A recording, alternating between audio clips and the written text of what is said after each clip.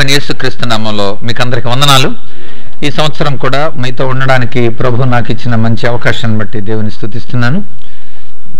దేవుడు మనకు కలుగజేసిన ఈ మంచి గొప్ప వీలుని బట్టి, ఆరోగ్యాన్ని బట్టి, మంచి వాతావరణాన్ని బట్టి, ప్రయాణపు ఏర్పాట్లను బట్టి, ఇక్కడికి వచ్చి తన వాక్యం ద్వారా మనల్ని నింపుతున్న తీరును బట్టి, దైవజనుల ముఖాంతరంలో నుండి దేవుడు తన ప్రత్యక్షతని మనకు అనుగ్రహిస్తున్న విధానాన్ని బట్టి దేవునికి కృతజ్ఞతాస్తుతులు చెల్లిస్తున్నాను. చాలా సంతోషం మీతో ఉండడం. మరి అన్నయ్య వాళ్లకు నేను చాలా ప్రభునందు కృతజ్ఞతలు తెలియజేస్తున్నాను అన్నయ్య. Thank you very much. వచ్చే సంవత్సరం కూడా ఇప్పుడే ప్యాంప్లెట్ వేసేసారు. ప్రేమ, ఎంతో ప్రేమ. దేవునికి బట్టి నేను రుణస్తుని. దేవుడు ఇలాంటి అత్యద్భుతమైన ప్రేమ కలిగి ఉంటే కొంతమంది కుళ్ళుమోతోళ్ళు చాలా బాధపడుతున్నారు ఇలా కలిసి ఉండండి. స్వయంగా చూశాను. అది నాకు ఇంకా బాధ కలిగింది. అప్పుడు అన్నాను అనమాట, కుళ్ళు కళ్ళు ఎప్పుడు ఉంటాయి. దావీదు జీవితంలో కూడా దావీదు వర్ధిల్లుతున్న కొలది శత్రువు యొక్క పన్నాగాలు ఇంకా పెరుగుతూనే ఉన్నాయి. అవి పెరుగుతున్న కొలది దావీదు దేవునిలో ఇంకా బలం పొందుతూనే ఉన్నాడు. మనం కూడా అంతే. ఈ ముగింపులో మనం తెలుసుకోవలసిన అత్యద్భుతమైన సత్యం అదే. దావీదు దేవుని చేత పిలువబడి, ఏర్పాటు చేయబడి, దేవునికి ఇష్టుడైన వ్యక్తిగా ఉన్నాడు. ఆ మాట మనం చదివి మనం వర్తమానంలోనికి వెళ్దాం. అపోస్తుల కార్యముల గ్రంథం 13వ అధ్యాయం 22వ వచనాన్ని మనం చదువుదాం. అపోస్తుల కార్యముల గ్రంథం 13వ అధ్యాయం 22. తర్వాత అతనిని తొలగించి, అంటే సౌలును తొలగించి దావీదును వారికి రాజుగా ఏర్పరచెను. మరియు ఆయన, నేను యెషయా కుమారుడైన దావీదును కనుగొంటిని. అతడు నా ఇష్టానుసారుడైన మనుష్యుడు, అతడు నా ఉద్దేశములన్నీ నెరవేర్చనని చెప్పి అతనిని గూర్చి సాక్ష్యం ఇచ్చాను. చిన్న ప్రార్థన చేద్దాం. పరిశుద్ధుడా, నీ నామమును బట్టి వందనాలు. ఇన్ని దినాల క్యాంపులో కూడా మీ ఆత్మ ప్రత్యక్షత మాతో ఉంచిన దాన్ని బట్టి వందనాలు. ఈ చివరి దినం, చివరి గడియలో మేము చేర్చబడ్డాం. మీరు మాతో మాట్లాడండి ప్రభువా. నీ అత్యున్నతమైన ఉద్దేశాలను మాకు తెలియచేయండి. మీరు మమ్మల్ని ఏర్పరచుకున్న తీరు, మా కోసం మీరు ప్రాణం పెట్టి రక్తం కార్చి సమాధి చేయబడి తిరిగి లేచి పునరుద్ధాన శక్తితో మమ్మల్ని నడిపించే నీ ఉన్నతమైన తలంపుల్ని, నీ ఉన్నతమైన ఉద్దేశాలని మీరు మాకు తెలుపుతూనే వస్తున్నారు. అందుకే వందనాలు. దావీదు వలె మేము కూడా రోషము కలిగిన నీ దాసులుగా, యవనస్తులుగా సమాజానికి, సంఘానికి, కుటుంబాలకు ఉపయోగపడినట్లుగా మమ్మల్ని బలపరుస్తున్నాను. నీ యొక్క కార్యాన్ని బట్టి వందనాలు చెల్లిస్తున్నాను. నీ ఆత్మశక్తిని బట్టి వందనాలు. మీరు మాతో మాట్లాడి మహిమ పొందండి. యేసయ్య నామమున వేడి ప్రార్థిస్తున్నాము తండ్రి, ఆమేన్. ప్రియులారా, లేఖనంలో చాలా స్పష్టంగా వ్రాయబడింది, నేను అతనిని తొలగించి అన్నాడు. సౌలుని దేవుడు తీసేశాడు. రిమూవ్డ్, డిస్మిస్, తొలగించాడు. దేవుడే తొలగించాడు. నువ్వు అర్హుడవు కాదు, నీకంటే ఉత్తముని పెడుతున్నాను. నువ్వు రాజ్య వ్యాప్తిలో పారిభాగాన్ని ఇమ్మని నువ్వు కోరుకుంటే ఇవ్వలేదు. నేను నా ప్రేమతో నా రాజ్యాన్ని స్థిరపరచడానికి నిన్ను ఏర్పాటు చేశాను. కానీ నా చిత్తాన్ని నెరవేర్చలేదు. నువ్వు నాకు విధేయుడు కాలేదు. నువ్వు నీ సొంత ఉద్దేశాలను నెరవేర్చుకుంటున్నావు. అతన్ని తొలగించి దావీదును వారికి రాజుగా ఏర్పరచాను. దేవుడు ఇలాగన్నాడు, నేను యెషయా కుమారుని దావీదుని కనుగొన్నాను. నేను అతడు నా ఇష్టానుసారుడైన, నా ఇష్టాన్ని నెరవేర్చేవాడు. ఎంత అద్భుతమైన స్టేట్మెంట్. నువ్వు దేవుణ్ణి నమ్మటం అంటే దేవుడు నిన్ను నమ్మాలి. నేను దేవుణ్ణి నమ్మాను కాదు, దేవుడు నిన్ను నమ్మాలి. నువ్వు సాక్ష్యం చెప్పడం కాదు, దేవుడు నీ గురించి సాక్ష్యం చెప్పాలి. ఇతను నా ప్రియమైన కుమారుడు, ఇతని యందు నేను ఆనందిస్తున్నానని దేవుడు సాక్ష్యం చెప్పాలి. ఇజ్రాయేలీల్లో ఇతను వంటి వాడిని నేను చూడలేదు, సాక్ష్యం చెప్పాలి. ఇతడు నా హృదయానుసారుడు, సాక్ష్యం చెప్పాలి. ఇతడు నా స్నేహితుడు, సాక్ష్యం చెప్పాలి. ఇతడు నా ఇల్లంతటిలో నమ్మకమైన వాడు, భూమి మీద ఉన్న వారిలో మిక్కిలి సాత్వికుడు, సాక్ష్యం చెప్పాలి. మన గురించి దేవుడు ఒక సాక్ష్యం చెప్పడానికి సిద్ధంగా ఉన్నాడు. నీ వ్యక్తిత్వాన్ని లోకానికి చూపించడానికి, నువ్వు వెలిగింపబడిన తీరు లోకానికి సాక్ష్యం ఇవ్వడానికి దేవుడు ఉన్నాడు. అసలు ఎంత గొప్ప అద్భుతమైన కార్యం ఇది. దావీదును గురించి దేవుడే సాక్ష్యం ఇస్తున్నాడు. సమస్తాన్ని కూడా సమకూర్చి జరిగేలా చేస్తున్నాడు. అక్కడ మనకు రోమాపత్రిక 8వ అధ్యాయంలో ఆ వచనం మనకు కనబడుతుంది. ఏమని? 32లో తన సొంత కుమారుని అనుగ్రహించడానికి వెనుక తీయక మన అందరి కొరకు ఆయనను అప్పగించిన వాడు ఆయనతో పాటు సమస్తమును మనకెందుకు అనుగ్రహింపడు? సమస్తాన్ని ఎందుకు అనుగ్రహింపడు? అన్ని ఇస్తాడు ఆయన.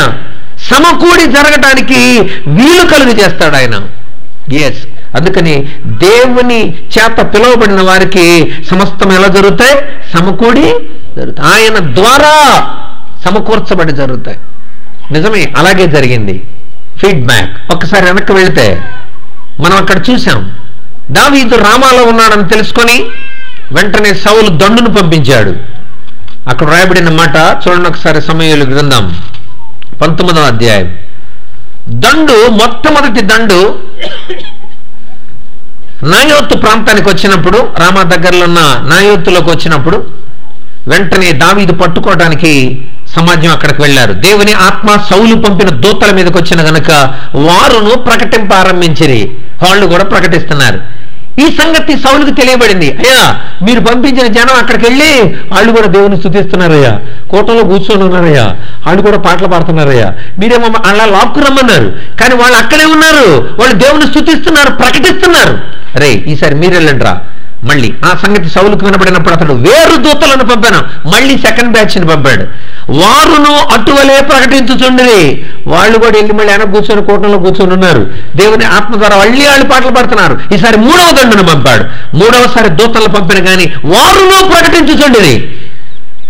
ఎంతమంది శత్రువులను పంపుతున్నాడో శత్రువులందరూ ఆత్మ ద్వారా మార్చబడిన వారే ప్రకటన చేస్తున్నారంట.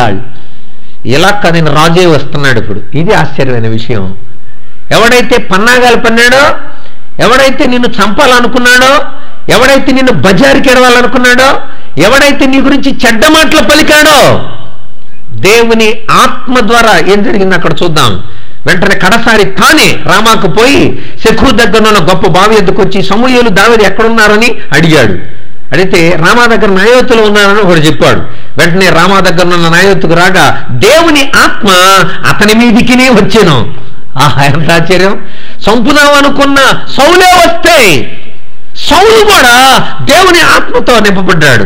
ఏం జరిగింది అక్కడ? వచ్చిన గనుక అతడు ప్రయాణం చేయొచ్చు రామా దగ్గర ఉన్న నాయోతుకు వచ్చే వరకు కూడా ప్రకటిస్తానే ఉన్నాడంట.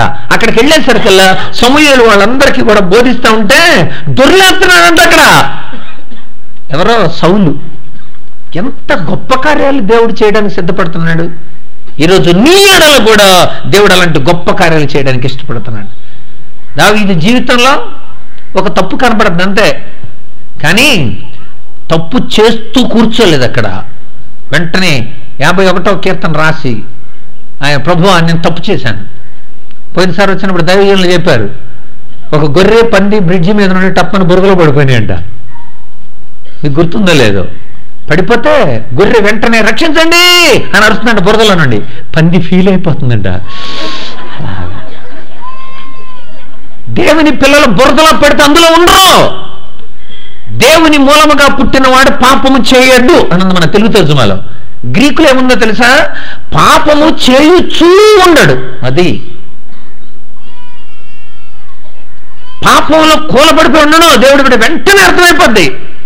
పరిశుద్ధాత్ముడి ద్వారా పశ్చాత్తాపం కలుగుతుంది. మేము చేసిన పని ఏంటి అర్థం అవుతుంది. పరిశుద్ధాత్ముడు చేసే పని ఏంటి? యోహాను సువార్త 16వ అధ్యాయం 13వ వచనంలో ఏమన్నా, 8వ వచనంలో ఏమనుంది అక్కడ? 16.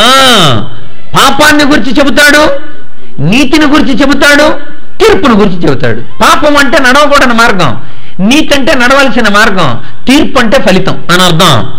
నువ్వు నీతిలో నడిస్తే ఏ ఫలితం వస్తుంది? నీతి మాలిన పనిలో పాపంలో నడిస్తే ఏ ఫలితం వస్తుందో చెబుతాడు. అందుచేత ఉన్నాడు, పాపంలో ఉన్నాడు, తన్ను తాను భద్రము చేసుకొనును. కనుక మనల్ని మనం భద్రం చేసుకోవడానికి దావీదును కూడా నమూనాగా పెట్టాడు. దేవుని తోడు అతనితో ఉంది. అందుకోసమే క్రొత్త నిబంధనలో చాలా చోట్ల దావీదును ఎత్తి రాశాడు. ఆ విషయాలు మీకు గుర్తు చేస్తాను. దావీదు అద్భుతమైన పరిపాలకుడిగా నిలిచాడు. సుమారు 40 సంవత్సరాల తన పరిపాలన చాలా అద్భుతంగా సాగింది. హెబ్రోనులో 7 సంవత్సరాలు, యెరూషలేములో 33 సంవత్సరాలు అతడు పరిపాలన చేశాడు. దినవృత్తాంతం 2వ గ్రంథం 29వ అధ్యాయం. దినవృత్తాంతం 2వ గ్రంథం 29వ అధ్యాయం 27వ వచనం. అతడు ఇశ్రాయేలీలను ఏలిన కాలము 40 సంవత్సరములు. హెబ్రోనులో 7 సంవత్సరములు, యెరూషలేములో 33 సంవత్సరములు అతడు ఏలెను. అతడు వృద్ధాప్యం వచ్చిన వాడే, ఐశ్వర్య ప్రభావాలు కలిగి మంచి ముదిమిలో అతడు మరణము పొందాను. మంచి ముదిమిలో. ఎంత అద్భుతమైన మంచి మరణం. సమాధానపూర్వకంగా దావీదు దేవునికి ఇష్టడుగా, హృదయానుసారుడిగా, మంచి పరిపాలన దక్షతతో ముగింపబడ్డాడు. దావీదును చూస్తున్నాడు అనిపించింది, దావీదా నువ్వు నా ఇష్టాన్ని నెరవేర్చావు. అసలు నిన్ను నా వంశంలో, వంశకర్తలలో వ్యక్తిగా పెట్టాడు. ఆశ్చర్యమే కదా. మత్తయి సువార్త 1వ అధ్యాయం మొట్టమొదటి వచనం చదవండి. కొత్త నిబంధనలో అబ్రహాము కుమారుడు దావీదు కుమారుడైన యేసుక్రీస్తు అని పెట్టాడు. ఏమండి? అంటే దేవుడు ఆ వంశావళిలో వంశకర్తలుగా కొంతమందిని ఎన్నుకున్నాడు. అలా వస్తున్నాను నేను. It's called time line, life line అనమాట. అది ఆ లైఫ్ లైన్లో అబ్రహాము తర్వాత ఎవరున్నారు? దావీదుని పెట్టాడు. ఎంత ఆశ్చర్యం. దావీదు నిన్ను ఆశీర్వదిస్తున్నాను, నేను నీ సంతానంలో నేను వస్తాను అన్నాడు. ఇక్కడ 2 వంశావళిలు మనకు కనబడతాయి. ఈ 2 వంశావళిల తేడా దావీదుతోనే మార్పు వస్తుంది. మత్తయి సువార్తలో మీరు చదివితే, మత్తయి సువార్తలో 6వ వచనం, ఊరియా భార్యగా ఉండిన ఆమె యందు దావీదు సొలొమోనును కనెను అనుంది. ఇక్కడ నుండి మళ్ళీ వంశావళి కిందకి వేరుగా ఉంటుంది. మీరు ఆ తర్వాత లూకాసు వార్త చూడండి. లూకాసు వార్త 3వ అధ్యాయం 31వ వచనం, దావీదు నాతానును కనెను. అప్పటి వరకు కూడా వంశావళి రాస్తూ అబ్రహాం, ఇస్సాకును, ఇస్సాకు యాకోబును కన్నా, యాకోబు యోధా నాతాను అన్నదమ్ముల కన్నా, యోధా తామారు పెరసను కన్నా, పెరస ఇస్రోమును కన్నా, ఇస్రోము ఆరామును కన్నా, ఆరాబు అమ్మినాదామును కన్నా, అమ్మినాదు నైసోను కన్ను, నైసోను సల్మాను కన్నా, సల్మాన్ రాహబునందు బోయజుని కన్ను, బోయజు రూతునందు ఓబేదుని కన్ను, ఓబేద్ దావీదు తండ్రి యెషయాను కన్నా, యెషయా దావీదుని కన్నెను. అంతవరకు ఇద్దరు కరెక్ట్గా రాశారు లూకా మత్తయి. ఆ తర్వాత ఇక్కడ మత్తయి రాస్తాడు దావీదు సొలొమోనును కన్నెను. లూకా రాస్తాడు దావీదు నాతానును కన్నెను. దావీదుకు 19 మంది పిల్లలు. అందులో 9వ వాడు నాతాను, 11వ వాడు సొలొమోను. 9వ వాడైన నాతానులో నుండి మరి వచ్చింది, 11వ వాడైన సొలొమోనులో నుండి యోసేపు వచ్చాడు. ఈ 2 వంశావళిలు కనుక ఇలా లేకపోతే యేసు ప్రభు దావీదు వంశంలో నుండి వచ్చాడు అనడానికి టైం లైన్ ప్రూవ్ అయ్యేది కాదు. అందుకోసం దేవుడు దావీదు నుండి టైం లైన్లో చక్కగా వివరించాడు. అందుకు దావీదుని ఎన్నుకున్నాడు అనమాట. దావీదాన్ని వంశంలో నుండి నేను వస్తాను, ఆ టైం లైన్ అనమాట. ఈజ్ ఇట్ కరెక్ట్గా దావీదు వంశమందు ధన్యుడు జన్మించినాడు, ఆ వంశంలో వచ్చాడు అనడానికి అద్భుతమైన రుజువులు ఇచ్చాడు. దేవుడు ఎంత గొప్పగా దావీదుని ఆశీర్వదించాడో మనకు అర్థమవుతుంది. ప్రకటన గ్రంథంలోనికి ఒకసారి రండి. ప్రకటన గ్రంథం 22వ అధ్యాయం 16వ వచనం.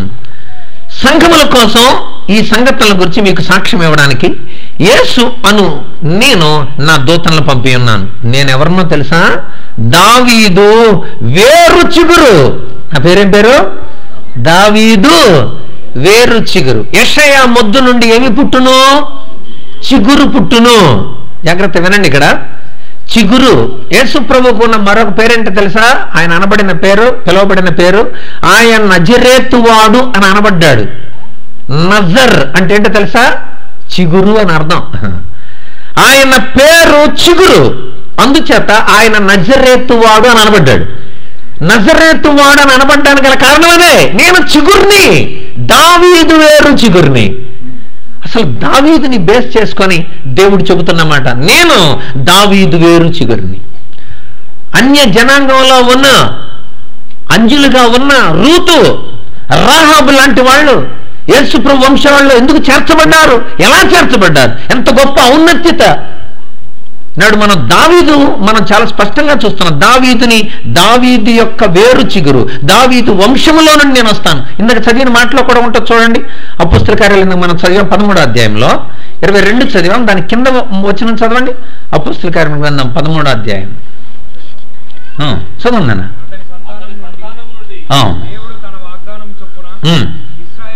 అతడు నా ఇష్టానుసారైన మనుషుడు, అతడు నా ఉద్దేశం నెరవేరుస్తాడు అని సాక్ష్యం ఇచ్చాడు. అతని సంతానంలో నుండే దేవుడు తన వాగ్దానం చొప్పున ఇశ్రాయేలీయులకు ఒక రక్షకుడు అనబడి యేసును పుట్టించాడు. ఆయన దావీదు వేరు చిగురులా, దేవుని సంతానంలా, దావీదు యొక్క సంతానంలా దేవుడు వస్తున్నానని దావీదుని అక్కల మూలమైన వ్యక్తిగా పితరుల నుండి దావీదుతో మాట్లాడి, ఎంత అద్భుతమైన గొప్ప భాగ్యం దావీదుకు లభించిందో.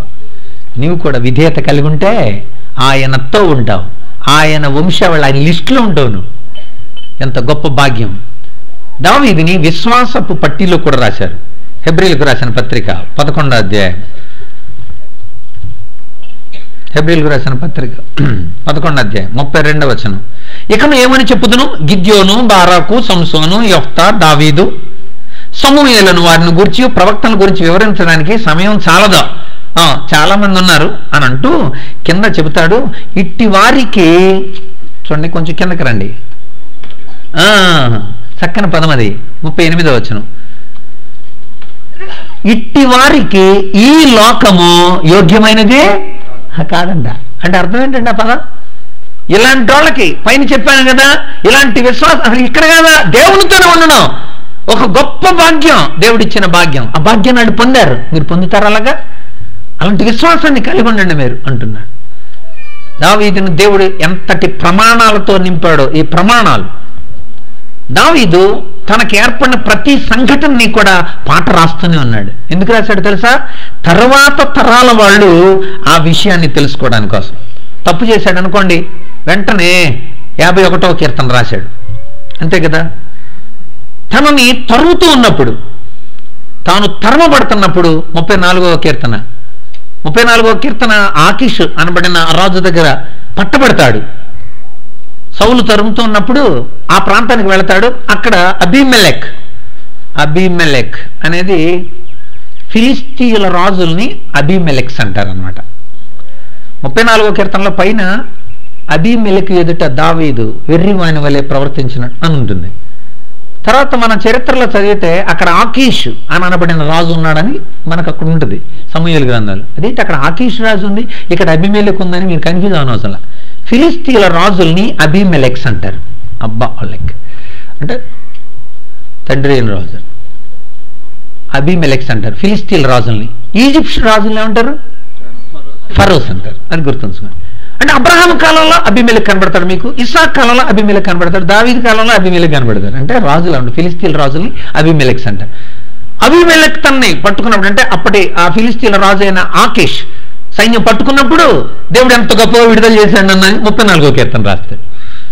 ప్రతిదీ తర్వాత తరానికి తెలియజేయాలని అనుకున్నాడు. నువ్వు మాత్రమే కాదు, నీ నెక్స్ట్ జనరేషన్కి ఆ విషయాన్ని చెప్పడం కోసం నువ్వు చేసే ప్రయత్నం ఏంటి? 71వ కీర్తనలో ఆ విషయాన్ని చాలా స్పష్టంగా చెబుతాడు. 71వ కీర్తన చూడండి, అక్కడ 71వ కీర్తన 5-6 వచనాల్లో, నా నిరీక్షణాస్పదం నీవే ప్రభువా, బాల్యము నుండి నా ఆశ్రయం నీవే ప్రభువా, గర్భవాసిన మొదలుకొని నాకు ప్రాపకుడు నువ్వేవో ప్రభువా, తల్లి గర్భం నుండి నన్ను నిత్యం ఉద్వింపజేసినవాడు నువ్వే ప్రభువా, నేను ఎరిగి ఉన్నాను, ఎరుగుండి ఏం చేశాను నేను?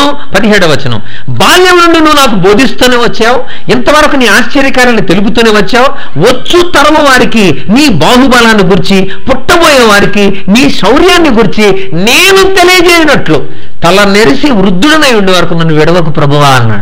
అంటే నెక్స్ట్ జనరేషన్కి నేను చెబుతాను ప్రభువా. ఎంత అద్భుతమైన నిర్ణయం. ఈరోజు మీరు కూడా నిర్ణయం తీసుకోవాలి. దేవుని ద్వారా బలపరచబడినవాడు నెక్స్ట్ జనరేషన్కి ప్రతిదీ కూడా దేవుడు తర్వాత తరానికి వీలుగానే చెప్పాడు. బయటకు వచ్చారా? యోర్దానులో నుండి గోత్రానికి రాయి తీసుకురండిరా. ఎందుకు ప్రభువా? నెక్స్ట్ జనరేషన్కి. ఇది రాళ్ళని కుప్పగా వేయండి. వాళ్ళు అడుగుతారు, ఏమిటి రాళ్ల కుప్ప అని అడుగుతారు. అడిగినప్పుడు మీరు చెప్పాలి, మా దేవుడు మరణము అని అర్థమిచ్చే యోర్దానులో నుండి బయటికి రప్పించాడు. ఇది సాక్ష్యం. తరువాత తరానికి మీరు చెప్పాలి. ఆ రోజుల్లో ఓరల్ ట్రెడిషన్ అని ఉండేది, నోటి సాంప్రదాయం. ప్రతి తల్లిదండ్రులు తమ బిడ్డలకే దేవుని గురించి చెప్పాలి. ద్వితీయోపదేశకాండం 6:5-7 వచనాలు మనం చదివితే, నీ హృదయంలో నా మాటలు ఉండాలి. కానీ మీరేం చేయాలి తెలుసా? నెక్స్ట్ జనరేషన్కి మీ పిల్లలకు వాటిని నేర్పించాలి. చేతికి బాసికలుగా, నుదుటకు బాసికలుగా కట్టుకోవాలి, చేతిని కట్టుకోవాలి. డబల్ డైమండ్ ప్రిన్సిపల్ అనమాట. చేతికి కట్టుకుంది నీ కోసం, నుదుట కట్టుకుంది ఎదుటోళ్ళ కోసం. కనుక వాక్యాన్ని అలా ఉంచాలి. నువ్వు వాటిని నేర్పించాలి. కూర్చున్నప్పుడు, పండుకున్నప్పుడు, లేచినప్పుడు మీరు వాటిని బోధించాలి. తర్వాత తరం ఎడల దేవునికి ఎంత బాధ్యత ఉంది? నీకుందా? తర్వాత నాకే కాదు, నా తర్వాత తరానికి విషయాలు తెలియాలి అన్న బాధ్యత దావీదు ద్వారా అనేక కీర్తనల దేవుడు రాయించాడు. ఎంత అద్భుతం, ఎంత గొప్పగా దావీదుని మార్చాడు. ఈనాడు దేవుని వాక్కు మన జీవితాలని ప్రభావితం చేస్తుంది. ఆయన మాట అంత ప్రభావితం. ఆయన వస్త్రపు చెంగు ముట్టుకుంటే చాలు, ప్రభావం నాలో నుండి వెళ్ళింది అని చెప్పాడు యేసయ్య. ఈరోజు దావీదు వలె మనం కూడా ప్రభువుకు మనం అప్పగించుకోవాలి. ఒక సంఘటన చెప్పి నేను ప్రార్థన చేస్తాను. ఈ మధ్యన ఒక అద్భుతమైన రీసెర్చ్ జరిగింది. సుమారు అన్ని పత్రికల్లో, ఇంగ్లీష్ పత్రికల్లో కూడా మీరు చూసుంటారు. అదేంటంటే 2000 సంవత్సరాలలో అత్యంత ప్రభావితశీలురు ఎవరో, ప్రజల్ని ప్రభావితం చేసింది ఎవరో 1500 మంది కంటే ఎక్కువ మందిని తీసుకున్నారు. కొంతమంది నాటికలు రాశారు, కొంతమంది శుద్ధులు రాశారు, కొంతమంది మంచి వాక్యాలు చెప్పారు, ప్రవచనాలు చెప్పారు, మరికొంతమంది చాలా తమ యొక్క పరిపాలన దక్షత ద్వారా ప్రజల్ని మోటివేట్ చేశారు.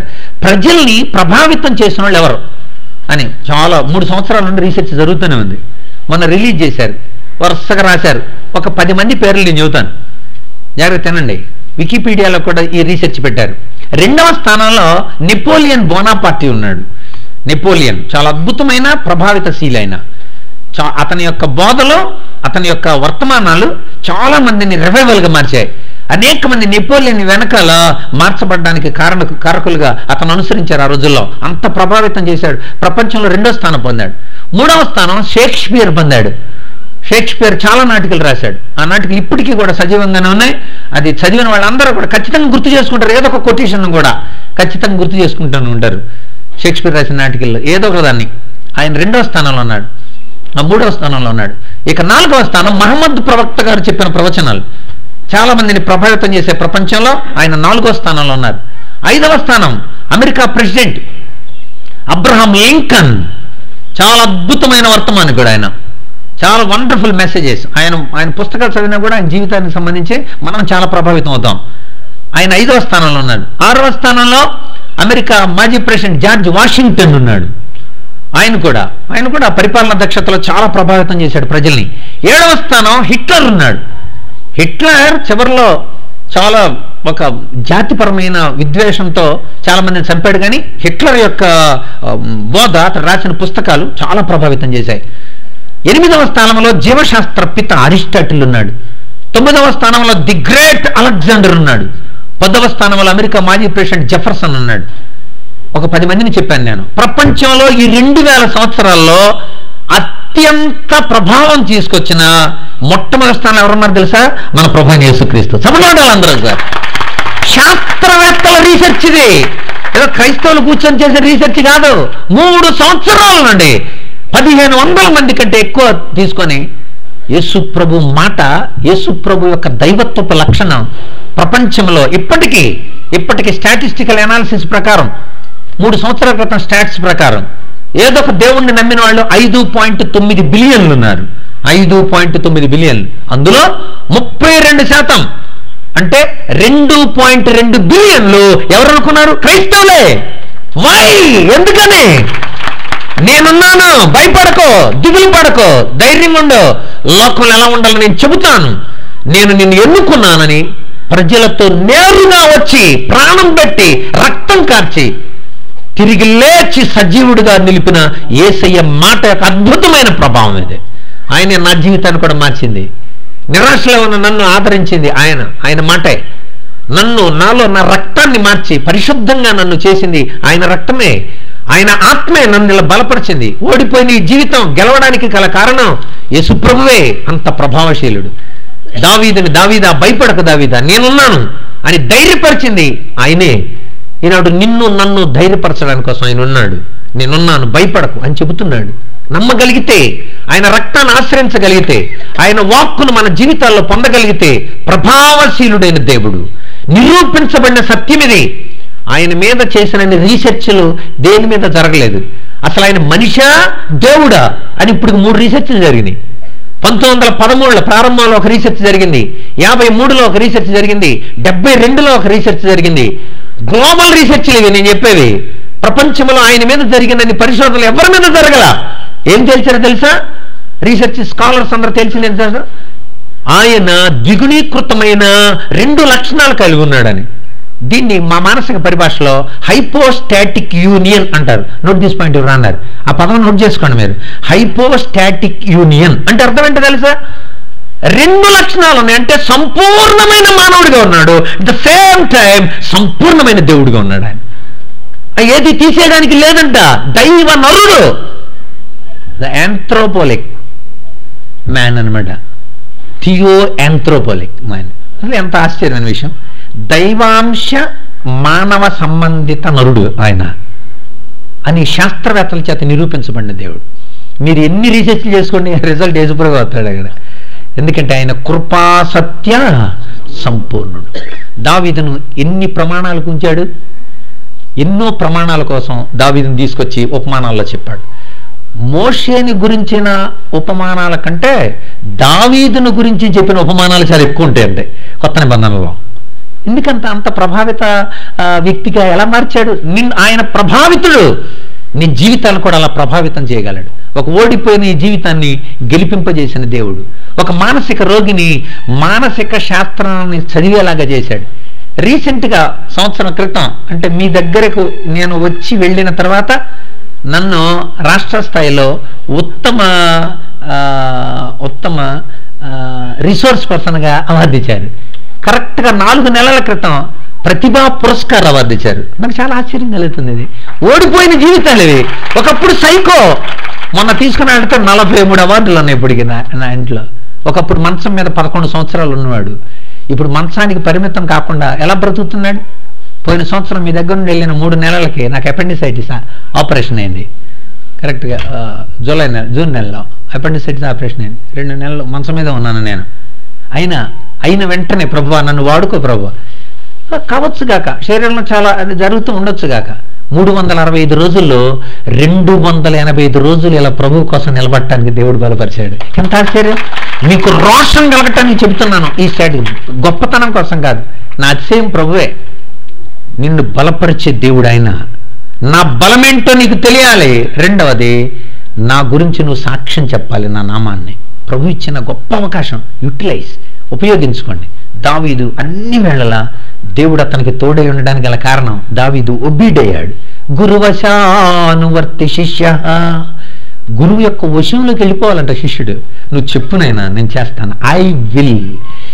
ప్రభువా నేను ఇష్టపడుతున్నాను, నా చిత్తమే. ఆయన ఎప్పుడో చెప్పేశాడు, ఓ నాకు ఇష్టమే నాయన, నేను కూడా ఇష్టపడుతున్నాను ఆయన. దేవుని యొక్క చిత్తం మన జీవితాలలో మన చిత్తాన్ని కలిపినప్పుడే నెరవేరుతుంది. నేను తలుపు తాళం తీశాను, పాల్సన్ తీనన్నా అని తలుపు తాడుతూ ఉన్నాడు. దావీదు ఒప్పుకున్నాడు, సౌలు ఒప్పుకోలేదు. ఇద్దరుల లక్షణాలు కంపేర్ చేసుకున్నాం మనం. దావీదు అంతకంతకు వృద్ధిల్లేను, సౌలు అంతకంతకు. గుర్తుంచుకోండి, సౌలు ఎన్నో ప్రయోగాలు చేశాడు, దావీదుని ఏం చేయలేకపోయాడు. నువ్వు కూడా దేవుని కోసం అలా నిలబడితే ప్రభు నిన్ను కూడా బలపరుస్తాడు. ప్రభు నేను కూడా అలా ఉంటాను. దావీదు ఇష్టానుసారుడిగా దేవుని యొక్క సన్నిధానంలో గడిపాడు. గుడ్ వర్షిప్పర్, అద్భుతమైన ఆరాధికుడు.